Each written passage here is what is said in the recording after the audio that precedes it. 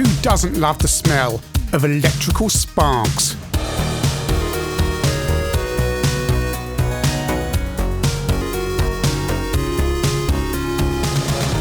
Scalextric, or if you're living further afield, slot car racing. Scalextric was invented in Havant in the mid-1950s in New Hampshire. These days it's owned by Hornby, and I'm reading the Wikipedia page. And which of us didn't have a Scalextric set as a kid? The smell of it, the sparks and all the different things you did with it, with the brushes and the different cars and so on. I mean, judging by the demographic of ChinnyVision, look at YouTube stats, I imagine everyone watching at some point had their own set with the clipped together tracks, bank curves, chicanes, and so on. And in the mid-1980s, Leisure Genius were publishing lots of games, perhaps aimed at the more mature or grown-up gamer. Games like Monopoly, they were bringing to the home systems, the board game, and Scalextric was another one of those games. So how do you port Scalextrics to a computer? Well, it's going to be a racing game. Is it going to be head-to-head? Are you going to be able to make your own circuits?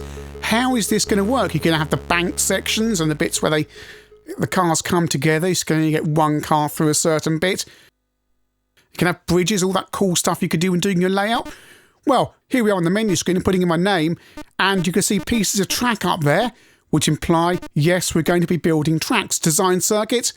Well, not for now. Let's see what tracks the game's got built in. And it draws a track out in the Scalextric fashion. Which circuit's this? This is drawing it. It says Brazil. Starting to Lagos, is it? Not the modern Grand Prix circuit. Rio de Janeiro, Rio, land of sun, samba, and wine. So I can abort or race. I've got to enter a number of laps I want to race, so let's see how this is going to work since I have no friends with me. And I'll be playing on my own, presumably against the computer. If this is a head-to-head, because that's the point of Scalextrics, isn't it? There we go, it's drawing the circuit. Oh, it's going to do it again. Presumably, if it's going to go to that effort, it's going to have some kind of tracking on that map. Well, which car am I? Because I don't know. I'm red. Okay, red. I'm going to be at the bottom. Rev my engine. So it's like a pit stop 2 setup. I'm not moving. I'm not moving. I'm not moving. What do I need to do? What do I need to do? Why am I not moving? I'm pressing forward. I'm pressing forward. Oh, keep pressing keys now. Fire. Right, I needed to press fire. That's helpful. I've got gear change. No. There's no gear change, so I'm way behind. Oh, I'm skidding over. Don't appear to crash off, though. I appear to stay on the circuit. Bit bleak, isn't it? There's nothing by the side of the road. The other car is miles ahead, as I can see on the map. Is this it? Are there any other cars? Yeah. So we've got a barren circuit with no other cars, nothing, and we're racing against each other, and that is it.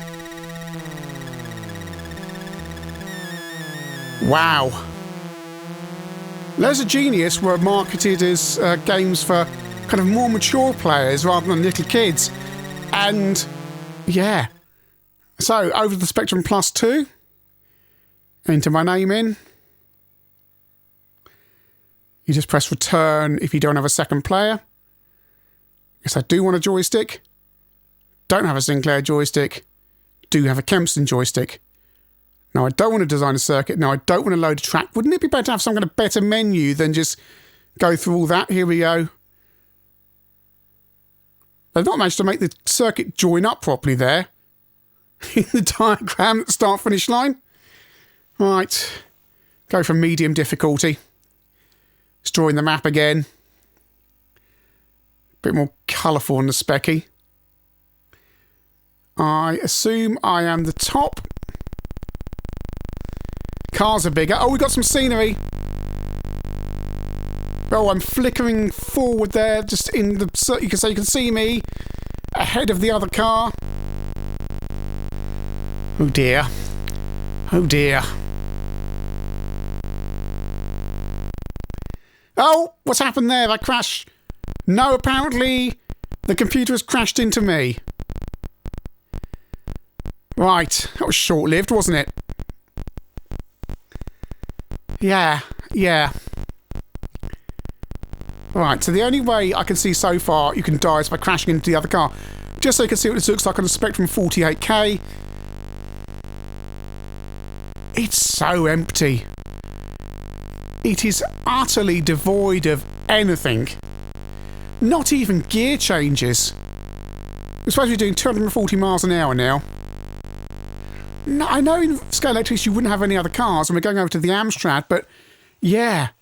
So I had this game on a disc that was left in my Amstrad CPC when it came back from the local dealer. We had a fault with the monitor, and the Amstrad came back and it had this disc in the drive. And of course I didn't take it back. So let's race on the same circuit with a difficult driver. The hardest. So we're drawing up the maps again. Oh, more colour. Brazil doesn't traditionally look like the Arctic, but hey-ho. So we're telling... Right, okay, so it marks the tyres to show you which window's yours. Oh, I'm flickering there as I disappear off into the distance. So you think that's... No, it doesn't. Oh. No, what was going on there? I don't know. I'm assuming there's no tyre wear like Pit Stop 2 where you get the marks on the tyres, because that's what you're thinking when you look at this. But goodness me, this is nothing like that game at all.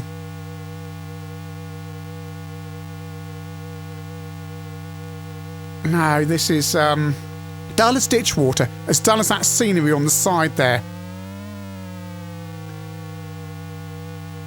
3 frames of animation as you go past things at full speed. Full price game this was.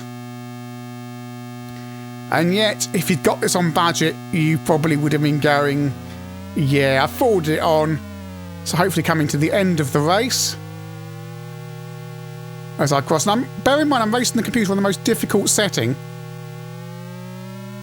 I've won on the most difficult setting with 0 effort. 0 effort. First go, not even particularly trying. I won. So the thing about Scalextric is the unique feature is you can design your own tracks. And you can bet this is going to be good, right? Because the great thing was the proper Scalextrics was you could clip the tracks around in different ways and sometimes spend a fortune on these things, and you get their little different bits that you can clip in. Mine was always a figure of 8 with a bridge. I had a bridge, and if you went over the bridge too fast, the cars would take off. There we go. Got one of those little sections you'd have on the straight to narrow it down so one car can get through only. Oh, what am I going to do here? I need to get out. It's icon driven here. You don't drag it. You just press which piece you want next. And you want to clockwise or yes or no, which way you want the track to go. And the trick is you have to make it meet up. As anyone who ever played with Scalextric knows, you'd make this brilliant layout and then, oh, it doesn't join up. So I've made my brilliant layout, and the good thing is, unlike the real thing, you've got as many pieces as you want. But can I get it to join up? No, I cannot. Even if I click the close icon, it goes unable to link. And incidentally, you don't get any bridges when the track crosses over. So yeah, let's go again. So here's a really simple track. I've got some bank corners and a bit of chicane.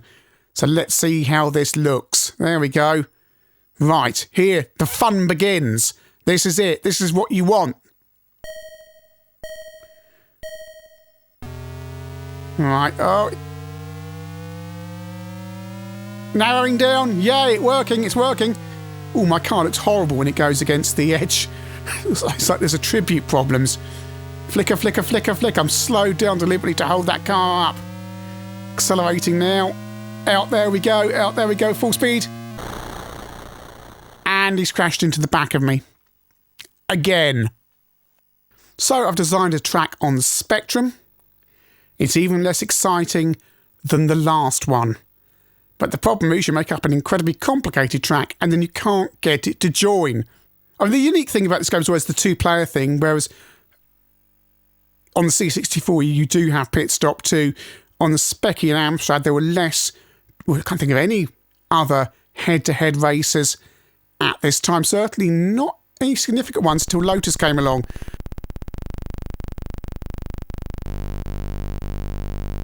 So I'm off into the distance and yeah, I mean, it's all the fun of the real Scalextric, isn't it?